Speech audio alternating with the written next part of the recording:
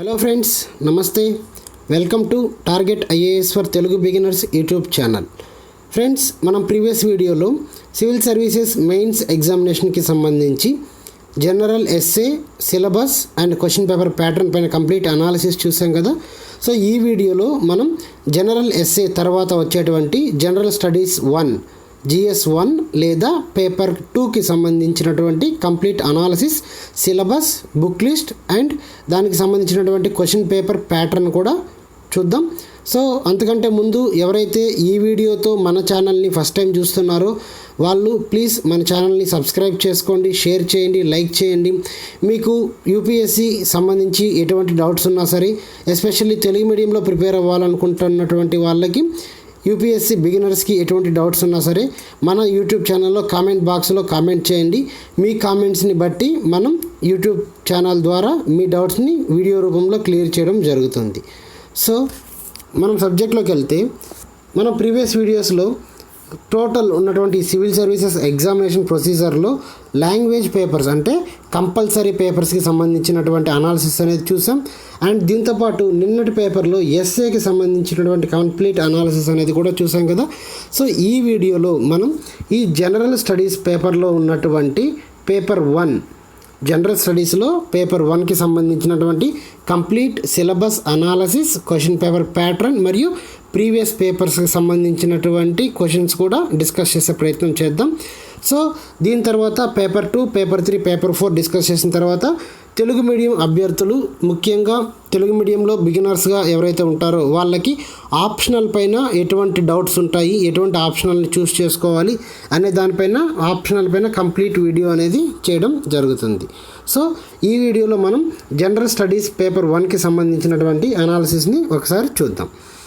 So ఇందులో తీసుకుంటే మొట్టమొదటిసారిగా మనం సిలబస్ని మనం గమనించినట్లయితే, ఇందులో మనకి ముఖ్యంగా ఉండేటువంటి syllabus art and culture, history, geography and social issues లేదా సొసైటీ, ఇండియన్ సొసైటీ లేదా సోషల్ ఇష్యూస్ అంటాం అన్నమాట. సో మనకి ఇక్కడ సిలబస్ గమనించినట్లయితే Indian heritage and culture, Indian heritage and culture లేదా ఇండియన్ ఆర్ట్ అండ్ కల్చర్ అని కూడా అంటాం అన్నమాట. సో ఆర్ట్ అండ్ కల్చర్ లేదా హెరిటేజ్ అండ్ కల్చర్ అనేది సివిల్ సర్వీసెస్ GS1 మెయిన్స్ ఎగ్జామినేషన్లో GS1లో చాలా ఇంపార్టెంట్ పేపర్ అనమాట. ఇదేంటంటే రీసెంట్గా ఉన్నటువంటి మన ఇండియాలో ఉన్నటువంటి కల్చర్స్, మన ఇండియాలో ఉన్నటువంటి ఆచార వ్యవహారాలు, సంస్కృతి, సంప్రదాయాలు, ఇటువంటి విషయాలన్నింటినీ పైన మనం కూలంకుషంగా అవగాహన పెంపొందించుకున్నట్లయితే ఈ ఆర్ట్ అండ్ కల్చర్ పేపర్ అనేది మనకి చాలా ఈజీగా క్లియర్ చేయొచ్చు అన్నమాట. సో ఇందులో చూసినట్లయితే ముఖ్యంగా ఉదాహరణకి ఎటువంటి టాపిక్స్ ఉంటాయని ఒకసారి గమనించినట్లయితే, క్లాసికల్ డ్యాన్సెస్ అంటే మన ఇండియాలో ఉన్నటువంటి ఒక్కో రాష్ట్రానికి ఒక్కొక్క క్లాసికల్ డ్యాన్స్ అనేది ఉంటుందన్నమాట.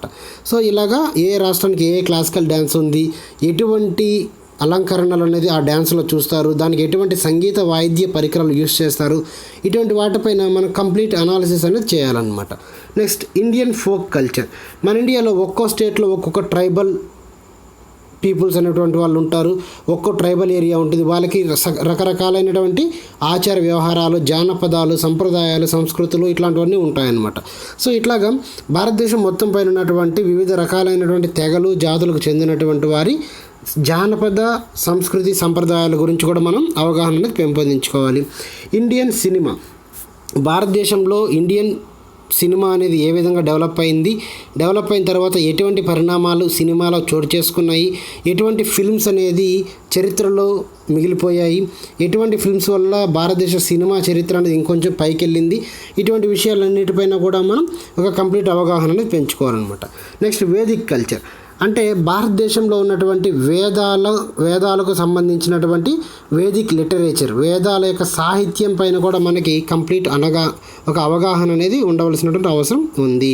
దీంతోపాటు పెయింటింగ్స్, భారతదేశంలో ఉన్నటువంటి వివిధ రకాలైనటువంటి పెయింటింగ్స్కి సంబంధించినటువంటి, చిత్రాలకు సంబంధించినటువంటిది.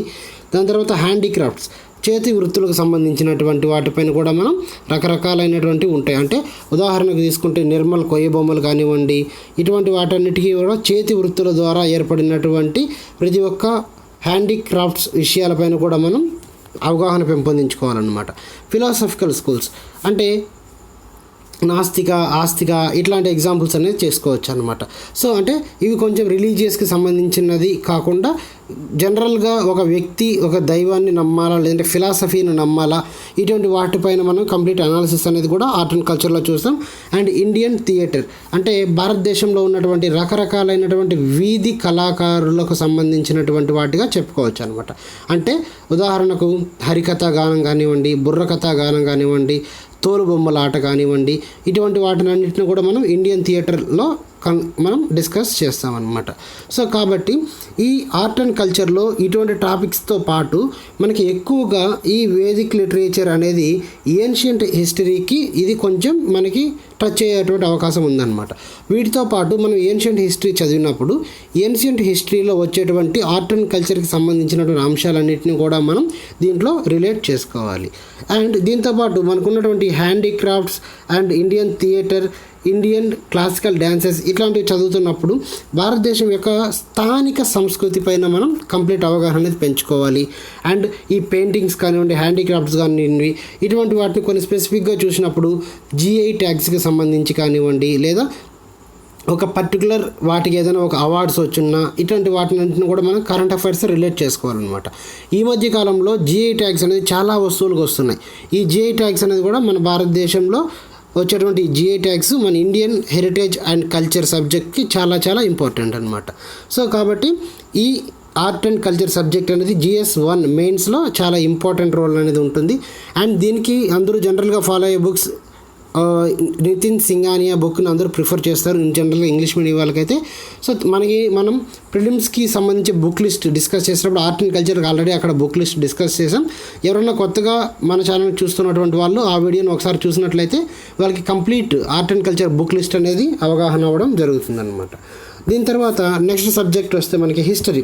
మనకందరికీ తెలుసు హిస్టరీ అనేది 3 రకాలుగా విభజిస్తారనమాట ముఖ్యంగా. అండ్ మనకి మెయిన్స్లో తీసుకుంటే హిస్టరీని 4 రకాలుగా మనం విభజించుకోవాల్సి ఉంటుంది. First one ancient history.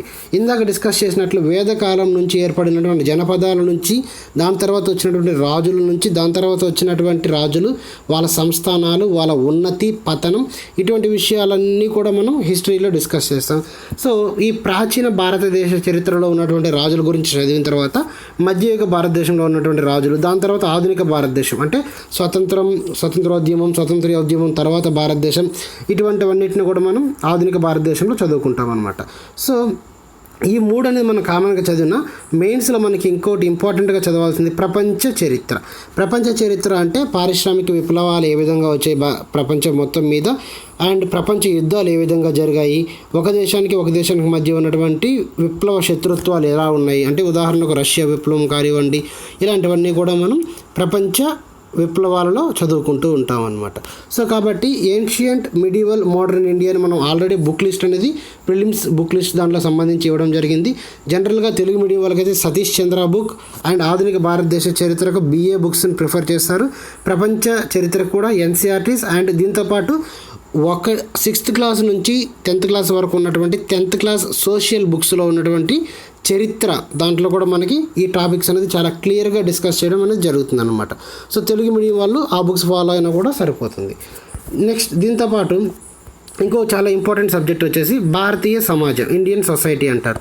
అంటే ప్రస్తుతం భారతదేశంలో జరుగుతున్నటువంటి సమాజంలో ఉన్నటువంటి పరిస్థితులు అండ్ సమాజ అభివృద్ధికి దోహదపడుతున్నటువంటి అంశాలు, ఇంకా తీసుకోవాల్సినటువంటి చర్యలు, ఇటువంటి విషయాలన్నీ కూడా మనం ఈ ఇండియన్ సొసైటీ భారతదేశ సమాజంలో మనం డిస్కస్ చేస్తామన్నమాట.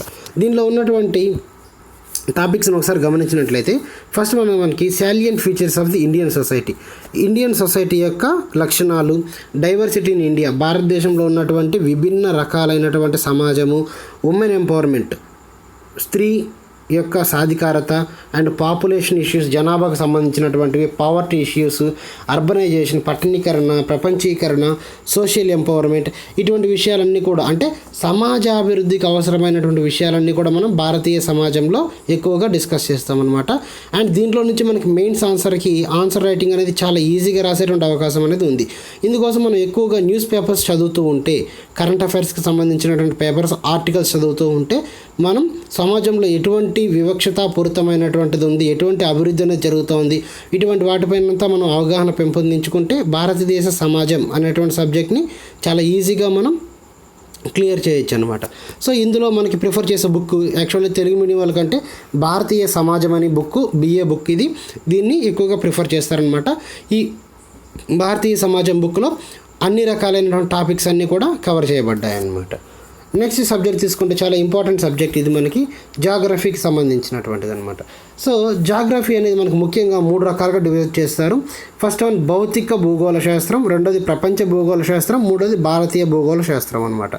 ఈ భౌతిక భూగోళ శాస్త్రం అంటే భూమి ఏర్పడినప్పటి నుంచి ప్రస్తుతం ఉన్నటువంటి భూమి యొక్క భౌతిక స్థితి గురించి డిస్కస్ చేసేదాన్ని భౌతిక భూగోళం కిందకి చూస్తాం. ప్రపంచ భూగోళ శాస్త్రం అంటే ప్రపంచంలో ఉన్నటువంటి అన్ని రకాలైనటువంటి వనరులు, అటవీ సంపద, అక్కడ ఉన్నటువంటి నదీ వ్యవస్థ, పర్వత శ్రేణి, ఇటువంటి విషయాలన్నీ కూడా మనం ప్రపంచవ్యాప్తంగా ఉన్నటువంటి భూగోళ శాస్త్రంలో డిస్కస్ చేస్తాం. భారతీయ భూగోళ శాస్త్రంలో భారతదేశం యొక్క అమరిక, భారతదేశ ఉనికి, శీతోష్ణ స్థితి, భారతదేశ నదీ వ్యవస్థ, ఇటువంటి విషయాలన్నీ కూడా దీంట్లో డిస్కస్ చేస్తామన్నమాట. సో ఇక్కడ చూస్తే భౌతిక భూగోళ శాస్త్రం. భౌతిక భూగోళ శాస్త్రంలో మనం చూసినట్లయితే భూమి సౌర కుటుంబం అంటే ఏర్పడినప్పటి నుంచి వాతావరణం ఎలా ఏర్పడింది, భూమి యొక్క అంతర్భాగం అంటే భూమి లోపల ఎన్నెన్ని పొరలు ఉన్నాయి, ఏ విధమైనటువంటి నిర్మాణ క్రమం అనేది ఏర్పడింది, ఇటువంటివన్నీ కూడా భూ అంతర్భాగంలో చదువుకుంటాం. భూమిపైన నదీ వ్యవస్థ అనేది ఏ విధంగా ఏర్పడింది, సముద్ర వ్యవస్థ అనేది ఏ విధంగా ఏర్పడింది, భూకంపాలు ఎలా వస్తాయి, సునామీలు ఎలా వస్తాయి, ఇలాగా ప్రతి ఒక్కటి అంటే భూమి యొక్క భౌతిక స్థితికి సంబంధించినటువంటి అంశాలన్నీ కూడా మనం భౌతిక భూగోళ శాస్త్రంలో చదువుకుంటాం అనమాట. సో ఈ భౌతిక భూగోళ శాస్త్రం పైన అనాలిసిస్ మనం క్లారిటీగా చేయగలిగితే GS1 పేపర్ 1లో మనకి వచ్చినటువంటి అన్ని రకాలైన క్వశ్చన్లకి కూడా మనం ఈజీగా ఆన్సర్ చేయవచ్చు. తెలుగు మీడియం వాళ్ళకి ఎక్కువగా ప్రిఫర్ చేసే బుక్ BA మొదటి సంవత్సరంది భౌతిక భూగోళ శాస్త్రం అనేటువంటి బుక్ని ఎక్కువగా ప్రిఫర్ చేస్తారు. ఇంగ్లీష్ మీడియం వాళ్ళకైతే GC లియోన్తో పాటు NCERT బుక్స్ని కూడా ప్రిఫర్ చేస్తారనమాట. సో తెలుగు మీడియం వాళ్ళకి ఈ భౌతిక భూగోళ శాస్త్రం అనేది చాలా బాగుంటుందన్నమాట. దీంతోపాటు నెక్స్ట్ ప్రపంచ భూగోళ శాస్త్రం అనేది మనం ఒకసారి చూస్తే ప్రపంచ భూగోళ శాస్త్రంలో ఉన్నటువంటి ప్రపంచవ్యాప్తంగా వనరుల వ్యాప్తి అంటే ప్రపంచవ్యాప్తంగా ఏ విధమైన వనరులు వ్యాప్తి చెందున్నాయి, ఎక్కడెక్కడ పర్వతాలు ఉన్నాయి, ఎక్కడెక్కడ నదీ వ్యవస్థ ఉంది, ఎక్కడెక్కడ అటవీ సంపద ఉన్నాయి, ఇటువంటివన్నిటిని కూడా మనం ప్రపంచ భూగోళ శాస్త్రంలో చదువుతాము. దాంతోపాటు ప్రపంచ అటవీ సంపద, ప్రపంచంలో ఉన్నటువంటి పర్వత శ్రేణులు, ప్రపంచంలో ఏర్పడినటువంటి నదులు, పీఠభూములు, ఇలాగా ప్రపంచానికి సంబంధించినటువంటి అన్ని రకాలైనటువంటి అంశాలను కూడా మనం ప్రపంచ భూగోళ శాస్త్రంలో చూస్తామన్నమాట. దీనికి ఎక్కువగా ప్రిఫర్ చేసే బుక్ తెలుగు మీడియం వాళ్ళకైతే ప్రపంచ భూగోళ శాస్త్రం అనేటువంటి బుక్ BA బుక్ ఉంది తెలుగు అకాడమీ వాళ్ళది. ఇది చాలామంది ప్రిఫర్ చేస్తారు తెలుగు మీడియం వాళ్ళకి, అండ్ ది బెస్ట్ బుక్ కూడా. వీటన్నిటితో పాటు కూడా మనం కరెంట్ అఫైర్స్ అనేది న్యూస్ పేపర్ చదవకుండా అయితే మర్చిపోకూడదు. నెక్స్ట్ దీంతో పాటు తీసుకుంటే భారత భూగోళ శాస్త్రం అంటే మన భారతదేశం గురించి కంప్లీట్ అనాలిసిస్ చేయడానికి భారత భూగోళ శాస్త్రం అనేది మనకు బాగా ఉపయోగపడుతుంది. దీంట్లో మనకి ముఖ్యంగా ఉండేటువంటి టాపిక్స్ భారతదేశ ఉనికి, శీతోష్ణ స్థితి, భారతదేశ అటవీ సంపద, భారతదేశ నదీ వ్యవస్థ, భారతదేశంలో ఉన్నటువంటి మృత్తికలు, ఇలాగా భారతదేశానికి సంబంధించినటువంటి అన్ని రకాలైనటువంటి అంశాలను కూడా మనం భారత భూగోళ శాస్త్రంలో చదువుకుంటాం అనమాట. దీనికి ప్రిఫర్ చేసే బుక్ భారతదేశ ప్రాంతీయ భూగోళం అనేటువంటి బుక్ని ఎక్కువగా ప్రిఫర్ చేస్తారు. ఇది కూడా BA book. So English medium వాళ్ళకైతే సేమ్ GC లియోన్ బుక్తో పాటు NCERT బుక్స్ అనేది కూడా చాలా బాగా ఉపయోగపడతాయి అన్నమాట. సో ఇది GS1లో ఉన్నటువంటి కంప్లీట్ సిలబస్, దానికి సంబంధించినటువంటి అనాలిసిస్ అనమాట. ఒకసారి ఇప్పుడు క్వశ్చన్ పేపర్ ప్యాటర్న్ మనం గమనించినట్లయితే ముఖ్యంగా మనకి ఇందులో 250 మార్క్స్ అనేది మనకి ఎగ్జామ్ ఉండడం జరుగుతుంది. అండ్ మనకి డ్యూరేషన్ వచ్చేసి 3 hours అనేది టైం ఉంటుందన్నమాట.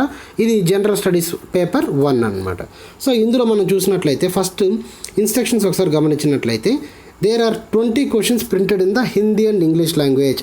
ఇక్కడ మనం అబ్జర్వ్ చేయాల్సింది తెలుగు మీడియంలో ఎగ్జామ్ రాసేటువంటి వాళ్ళు కూడా ఈ క్వశ్చన్ పేపర్లో ఇక్కడ మనం ఇన్స్ట్రక్షన్స్ అనేది క్లారిటీగా చదవాలన్నమాట. So questions should be printed in the Hindi and English అంటే క్వశ్చన్స్ అనేది కేవలం హిందీ లాంగ్వేజ్ మరియు ఇంగ్లీష్ లాంగ్వేజ్లో మాత్రమే ఉంటాయి. ఆ క్వశ్చన్ని చదివి అర్థం చేసుకొని మనం తెలుగు లాంగ్వేజ్లో ఆన్సర్ అనేది రాయొచ్చు అనమాట. The number of marks carried by the question indicated against it అంటే ఒక క్వశ్చన్కి సంబంధించి ఎన్ని మార్కులు ఇవ్వాలి అనేది క్వశ్చన్కి ఆపోజిట్గానే మెన్షన్ చేయడం జరిగిందనమాట. Next answer must be written in the medium authorised in the admission certificate. చూడండి ఇది మనకి ఇంపార్టెంట్. తెలుగు మీడియం వాళ్ళు ముఖ్యంగా the medium authorised in the admission certificate. అంటే మన ప్రిలిమ్స్కి అప్లై చేసేటప్పుడు మనకి మెయిన్స్ అనేది ఏ లాంగ్వేజ్లో మనం రాయాలనుకుంటున్నాం అనేది అక్కడ పెట్టుకుంటాము. దాన్ని బట్టే మనం ఆన్సర్ అనేది రాయాలన్నమాట. మనం ఆప్షన్ ఇంగ్లీష్లో పెట్టి ఆన్సర్ తెలుగులో రాసినా, లేదా అక్కడ అప్లికేషన్లో మనం తెలుగులో పెట్టి ఇక్కడ ఇంగ్లీష్లో రాసినా ఇక్కడ కంప్లీట్గా మార్క్స్ అనేది ఇవ్వడం జరగదన్నమాట. సో ఇక టోటల్గా మనకి వీళ్ళు చెప్తున్నారు 20 క్వశ్చన్స్ అనేది ఉంటాయి. టోటల్ 250 మార్క్స్కి ఉంటుంది. క్వశ్చన్స్ అన్ని 20 ఉంటాయి. ఇందులో 1 to 10 questions should B 150 words. బాగా గుర్తుపెట్టుకోవాలి. వర్డ్ లిమిట్ అనేది కూడా చాలా ఇంపార్టెంట్. మనకి 1 నుంచి 10 క్వశ్చన్లు ఏమో 150 వర్డ్స్ ఉంటాయి. 150 వర్డ్స్లో రాయాలి. 11వ క్వశ్చన్ నుంచి 20వ క్వశ్చన్ వరకు మనకి 250 వర్డ్స్లో ఆన్సర్ అనేది రాయాల్సి ఉంటుందన్నమాట. సో పేజ్ ఏదైనా మిగిలిందంటే మనకి దాన్ని ఖచ్చితంగా కొట్టివేయడం జరగాలి అనేది ఇక్కడ వాళ్ళు క్లియర్గా ఇన్స్ట్రక్షన్స్ అనేది ఇచ్చారు.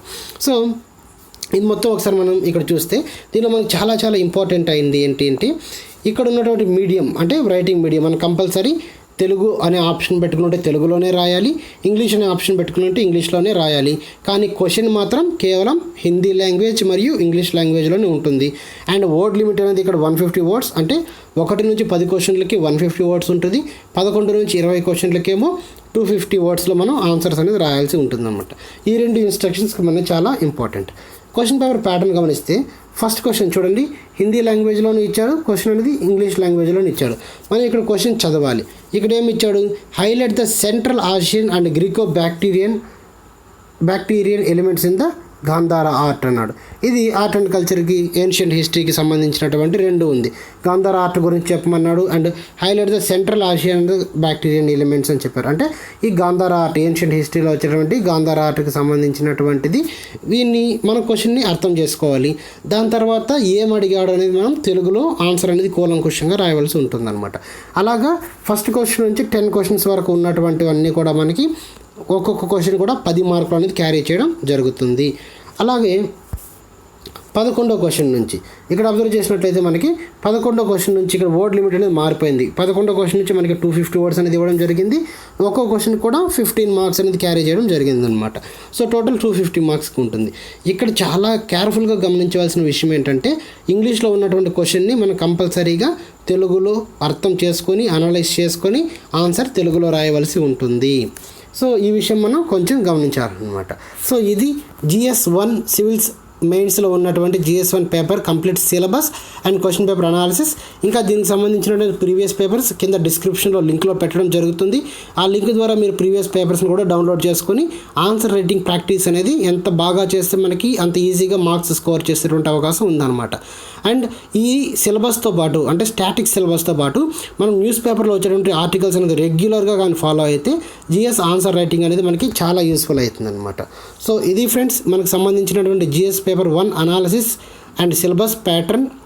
సో ఎవరైతే మన ఛానల్ ఫస్ట్ టైం చూస్తున్నారో వాళ్ళందరూ కూడా ప్లీజ్ మన ఛానల్ని సబ్స్క్రైబ్ చేయండి, షేర్ చేయండి, లైక్ చేయండి. అండ్ మీకు ఎటువంటి డౌట్స్ ఉన్నా సరే ఎస్పెషల్లీ తెలుగు మీడియంలో ప్రిపేర్ అవుతున్నటువంటి వాళ్ళకి ఎటువంటి డౌట్స్ ఉన్నా సరే మన కామెంట్ బాక్స్లో కామెంట్ పెట్టండి. మీ కామెంట్స్ని బట్టి మనం వీడియో చేయడం జరుగుతుంది. Thanks for watching friends. Thank you.